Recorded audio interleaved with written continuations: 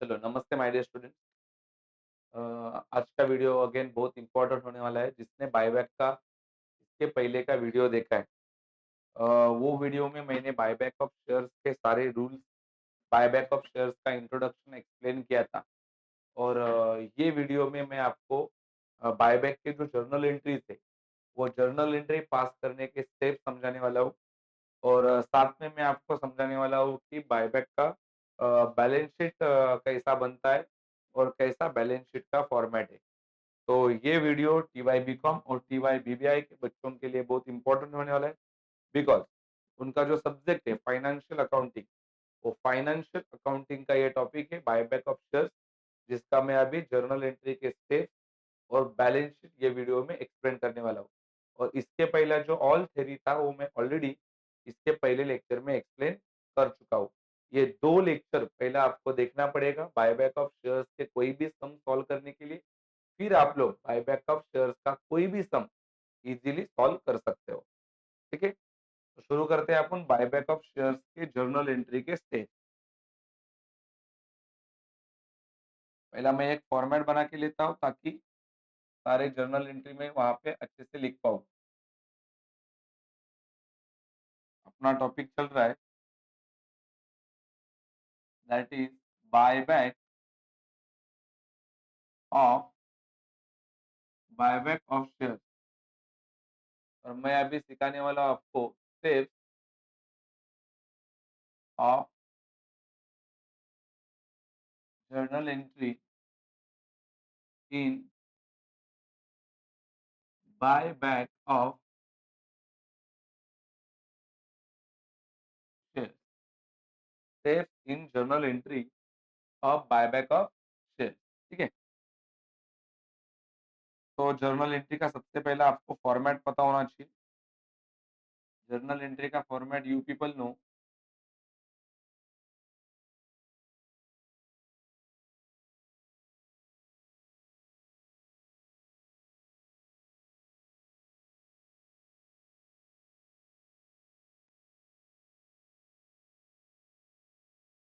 सबसे पहला तो आता है डेट, फिर आता है पर्टिकुलर,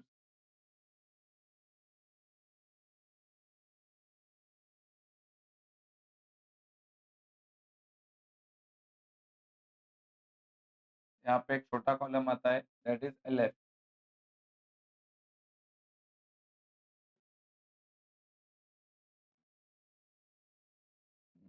चलो ये अपना फॉर्मेट है। पहले कॉलम में आता है डेट, फिर आता है पर्टिकुलर, फिर यहाँ पे आता है तुम्हारा ledger folio, debit amount rupees और क्रेडिट अमाउंट रुपीज। ठीक है? तो बायबैक ऑफ शेयर्स का अभी अपन जर्नल एंट्री देख रहे हैं। ये जर्नल एंट्री पास करने के फिक्स स्टेप है। वही स्टेप में अपने को जर्नल एंट्री पास करना रहता है। अभी सर कोई एंट्री ऊपर नीचे मतलब पहला बाद में ऐसा ऐसा नहीं चलता, फिक्स स्टेप है। वही स्टेप में आपको जर्नल एंट्री पास करना है। तो अभी मैं आपको पहला स्टेप समझाता हूँ। पहला स्टेप क्या है जर्नल एंट्री का? तो जो पहला एंट्री आता है, पहला एंट्री उसका नाम है that is sale of investment. पहला स्टेप है sale of investment. Sale of investment नाम का अपना पहला एंट्री आता है। सर क्या एंट्री आता है सेल ऑफ इन्वेस्टमेंट का? इन्वेस्टमेंट सोल्ड किया उसको बोलते हैं सेल ऑफ इन्वेस्टमेंट।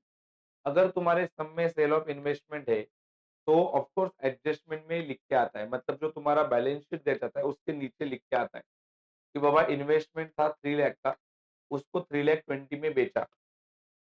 ठीक है? तो सेल ऑफ इन्वेस्टमेंट, मैं यहाँ पे आपको सेल ऑफ इन्वेस्टमेंट के 2 एंट्री है। सपोज सपोज आपके बिजनेस को प्रॉफिट हुआ तो एंट्री कैसा होता है, और सपोज आपके बिजनेस को लॉस हुआ तो एंट्री कैसा होता है। ऐसा 2 कंसेप्ट है। तो मान लो आपके बिजनेस को प्रॉफिट हुआ मतलब क्या, इन्वेस्टमेंट था 3 लाख का, 3 लाख का, और आपने उसको बेचा 3,20,000 में। तो 3 लाख का इन्वेस्टमेंट अगर 3,20,000 में अगर आप बेचोगे तो यहाँ पे 100% अपने बिजनेस को क्या हो रहा है, प्रॉफिट हो रहा है। तो उसका एंट्री कैसा बनेगा देख लो। 3 लाख का इन्वेस्टमेंट आपने 3,20,000 में बेचा है। तो 3,20,000 में बेचा है, इन्वेस्टमेंट मतलब पैसा आ जाएगा, तो डेबिट व्हाट कम्स इन, तो एंट्री बनेगा cash and bank account debit, cash and bank account debit, क्योंकि पैसा आया अपने पास। तो सर कितना लाख रुपया आया? कल मैंने जैसा आपको बताया 3,20,000 रुपीज़ आ गया और इन्वेस्टमेंट चला गया अपना, तो credit what goes out to investment, to investment account. Sir investment 3,20,000 का था क्या? नहीं, इन्वेस्टमेंट तो 3 लाख का ही था और यहाँ पे अपने बिज़नेस को जो प्रॉफिट हुआ, कितने का प्रॉफिट हुआ? 20,000 का, वो भी क्रेडिट में लिखना है, क्योंकि प्रॉफिट क्रेडिट में होता है। अकाउंट का रूल है credit all income and gain, profit income है और इनकम कहाँ पे लिखा जाता है? क्रेडिट में। तो सर कितने रुपए का प्रॉफिट हुआ? तो 20,000 का प्रॉफिट हुआ, तो यहाँ पे लिखेंगे 20,000। नरेशन आता है भाई, इन्वेस्टमेंट सोल्ड, इन्वेस्टमेंट सोल्ड, बस इतना लिखेंगे चलेगा। Being investment sold, being investment sold, investment क्या किया? अपन ने बेचा। तो ये जो एंट्री मैंने बताया, ये एंट्री तब पास होता है जब अपने बिजनेस को प्रॉफिट होता है।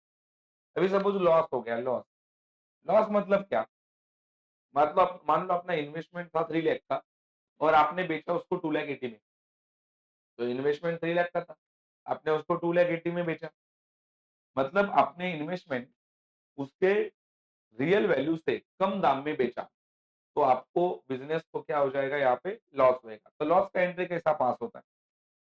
तो लॉस में देखो, लॉस में बेचो नहीं तो प्रॉफिट में बेचो, पैसा तो आना ही है, इधर खाली कम आएगा। तो पैसा आया तो ऊपर कैश एंड बैंक ही रहेगा, लेकिन अभी पूरा पैसा नहीं आया है। अभी पैसा कितना आया है? खाली 2,80,000, 2,80,000 और अभी अपने बिजनेस को लॉस हुआ। यहाँ पे प्रॉफिट हुआ तो क्रेडिट में लिखा, अभी लॉस हुआ, लॉस का भी नाम वही है, क्या नाम? Profit and loss, profit and loss account debit. दादा ये क्यों डेबिट में लिखा? क्योंकि बिजनेस को लॉस हुआ है और लॉस डेबिट होता है, अकाउंट का रूल है लॉस डेबिट, लॉस डेबिट होता है, debit all expenses and losses. तो दादा कितने का लॉस हुआ? तो यहाँ पे लॉस हुआ है 20,000 का, डेबिट में लिखा मैंने, तो डेबिट में दो नाम और अपना इन्वेस्टमेंट चला गया, तो इन्वेस्टमेंट को अपन क्रेडिट में लिखेंगे, टू इन्वेस्टमेंट। सर इन्वेस्टमेंट कितने लाख का चला गया? मैंने बोला था 3 लाख का इन्वेस्टमेंट था, जो 2,80,000 में क्या किया? बेचा। तो इसका भी narration being investment sold, being investment sold, ठीक है, बीइंग इन्वेस्टमेंट सोल्ड। तो क्या सर एक ही सम में दोनों हो सकते हैं क्या? नहीं, एक सम में दोनों में से एक हो सकता है। एक ही साथ तुमको प्रॉफिट भी होगा, लॉस भी होगा, ऐसा तो कांसेप्ट आता नहीं। या तो तुम्हारे बिज़नेस को प्रॉफिट हो सकता है या तो तुम्हारे बिज़नेस को लॉस हो सकता है। उसके रियल वैल्यू से अगर ज़्यादा दाम में बेचोगे तो प्रॉफिट होगा और रियल वैल्यू से अगर कम दाम में बेचोगे तो बिज़नेस को क्या होगा? लॉस। तो ये हो गया अपना पहला स्टेप। सर ये कंपल्सरी पास करना है क्या? सम में अगर आया है इन्वेस्टमेंट सोल्ड तो पास करेंगे। अगर सम में इन्वेस्टमेंट सोल्ड दिया ही नहीं तो ये नहीं पास होगा। अगला जो स्टेप है that is step number 2।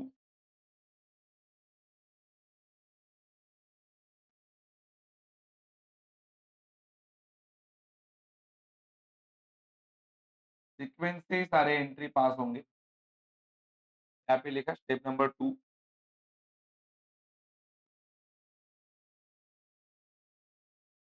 Step number 2 that is rule 1।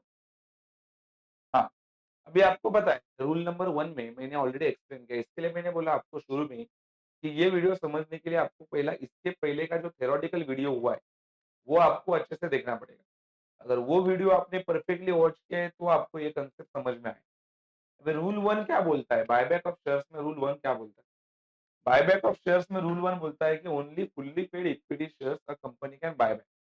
मतलब फुल्ली पेड इक्विटी शेयर्स ही कंपनी बायबैक करती है और मान लो अगर फुल्ली पेड नहीं है तो कंपनी उसको कॉल करती है और पैसा मंगाती है। तो वो जो कॉल की एंट्री है वो यहाँ पे आती है। तो कॉल करके पैसा मंगाती है मतलब क्या? मान लो शेयर्स 10 रुपए के बेचे थे अपन और अभी उसके पास से अपने को बायबैक करने हैं और उसने मेरे को तभी खाली 8 रुपए दिया था जब मैंने उसको शेयर बेचे थे। तो अभी अपन बायबैक करते टाइम पहला उसके पास से वो जो 2 रुपया बाकी है वो पहला ले लेंगे। उसका एंट्री पास करना है यहाँ पे। तो इसके 2 एंट्री आते हैं एक साथ, that is equity share call account debit to equity share call account debit to equity share capital account.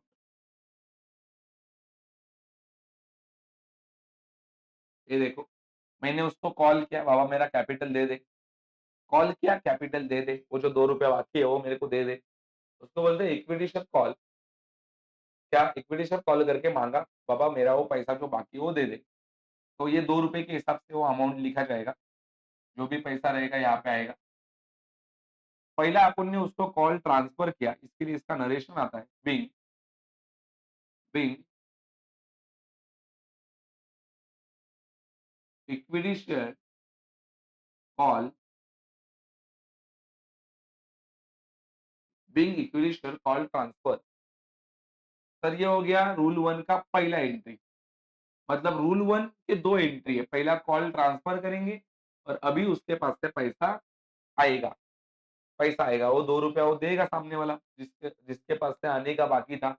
तो चलो आ गया पैसा, तो पैसा आ गया तो उसका एंट्री करेंगे बैंक अकाउंट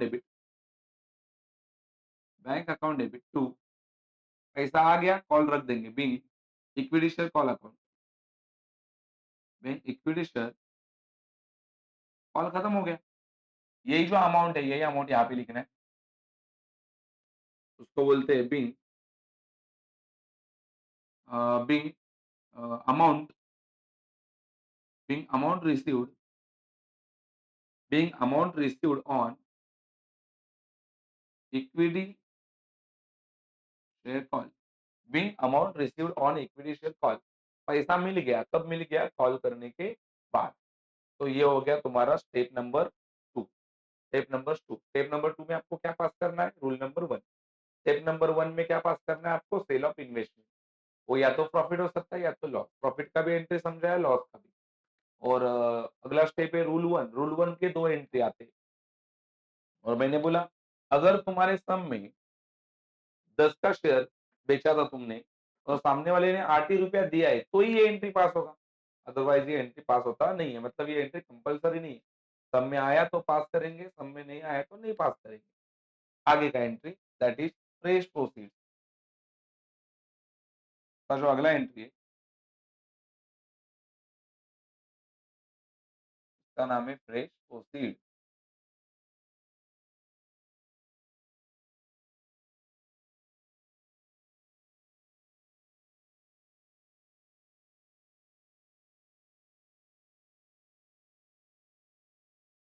अगला तीसरा स्टेप,